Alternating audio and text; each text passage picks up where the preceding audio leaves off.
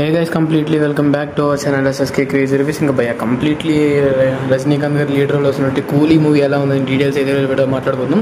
So నేను అన్ఎక్స్పెక్టెడ్గా బయట అయితే రివ్యూ చేయాల్సి వస్తుంది, అందుకే ఆడియో వైజ్ అయితే మనకి రివ్యూ అయితే ఫాస్ట్గా అయితే డెలివరీ చేస్తున్నాను. So completely movie first half చూసుకున్నట్లయితే డీసెంట్గా ఉంది భయ్యా. ఇంకా సెకండ్ హాఫ్ క్యామెరాస్తో దంచేసింది. సో పర్టికులర్లీ ఈ మూవీలో క్యామెరాస్ కానీ లేకపోతే మూవీ అనేది దేనికి పనికిరాదని నేనే చెప్తాను. ఎందుకంటే స్టోరీ లైన్ బిల్డప్ ఉన్నా కానీ ఏంటి మూవీ అనేది స్క్రీన్ ప్లే అనేది విజువలైజేషన్ చాలా కొంచెం కన్ఫ్యూజ్గా అయితే పోవడం జరుగుతుంది. సో నార్మల్ పీపుల్ ఎవరైతే ఆడియన్స్ ఉంటారో వాళ్ళకైతే అంత ఈజీగా అయితే ఈ యొక్క మూవీ అనేది ఎక్కదు. కంప్లీట్లీ ఇందులో క్యామెరాస్ ఉండడం బట్టి మెయిన్లీ భయ్యా నాగార్జున క్యామెరా చాలా అంటే చాలా హైలైట్ అయింది. ఫస్ట్ హాఫ్ హిట్ అవడానికి గల కారణం కూడా నాగార్జున గారి క్యామెరాని.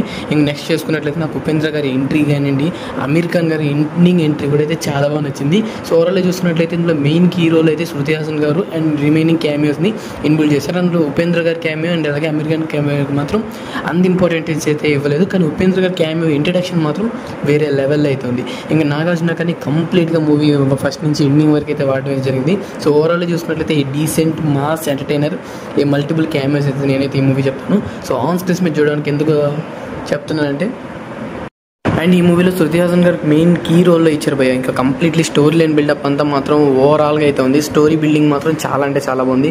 రజనీకాంత్ గారు అండ్ అలాగే శృతి హాసన్ గారు అండ్ నాగార్జున గారు ఈ ముగ్గురు క్యారెక్టర్స్ మీదే ఎక్కువ ఫోకస్ అయ్యే స్టోరీ లైన్ అయితే ముందుకెళ్తుంటుంది. సో మోనికా సాంగ్ ఏదైతే ఉందో ఫస్ట్ హాఫ్లో, సో సాంగ్ వైజ్ కూడా చాలా అంటే చాలా బాగుంది. సాంగ్ ఒక బూస్టింగ్లో అయితే ఫస్ట్ హాఫ్ అయితే ఇచ్చింది. సో ఫస్ట్ హాఫ్ అయితే కొంచెం డీసెంట్గా ఉంది, కొంచెం స్క్రీన్ ప్లే ఇంకొంచెం బిల్డ్ చేసిన అండ్ ఎండింగ్ సెకండ్ హాఫ్లో ఉన్న క్యామియో ఏదైనా ఇంకొంచెం ఫస్ట్ హాఫ్లో ఇంట్రడక్షన్ ఇచ్చిన ఫస్ట్ హాఫ్ అనేది ఇంకొంచెం ఇంప్రెస్ అయితే చేసేది. సో సెకండ్ హాఫ్లో ఏంటంటే multiple cameos, mass sequences, fights and Rajinikanth గారి స్వాగ్ మాత్రం క్యాక్. అందుకే నేను మన తమ్నైల్లో కూడా స్వాగ్ అని పెట్టాను. సో కంప్లీట్లీ అవుట్ లెవెల్లో అయితే ఉంది రజనీకాంత్ స్వాగ్ మాత్రం. సో ఓవరాల్ చూసినట్లయితే complete decent mass entertainer with multiple cameras అని చెప్తాను.